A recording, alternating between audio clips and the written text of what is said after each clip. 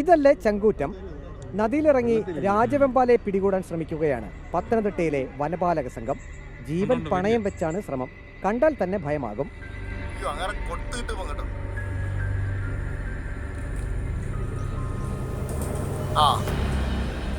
സീതത്തോട് കോട്ടമൺ പാറയിലാണ് കക്കട്ടാറിൽ രാജവെമ്പാലയെ പിടികൂടാൻ Ranni rapid response team അംഗങ്ങൾ എത്തിയത്. കുളിക്കടവിൽ രാജവെമ്പാലയെ സ്ഥിരമായി കാണുന്നതിനാൽ നദിയിലിറങ്ങാൻ ജനങ്ങൾക്ക് ഭയമായിരുന്നു.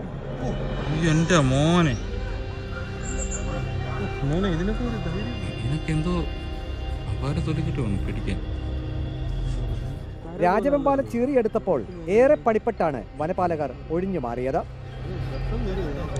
വെള്ളത്തിലല്ലേ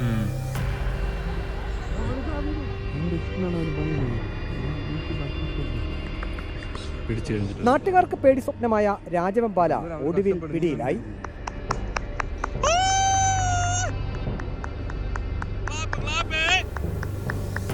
നാട്ടിൽ പാമ്പിനെ അതിസാഹസികമായി പിടികൂടുന്നത് കണ്ടിട്ടുണ്ട്. പക്ഷേ നദിയിൽ ഇതാദ്യമായാണ് കാണുന്നത് എന്ന് നാട്ടുകാർ അമ്പരപ്പോടെ പറഞ്ഞു. നന്ദി രേഖപ്പെടുത്തിയാണ് നാട്ടുകാർ വനപാലകരെ യാത്രയാക്കിയത്.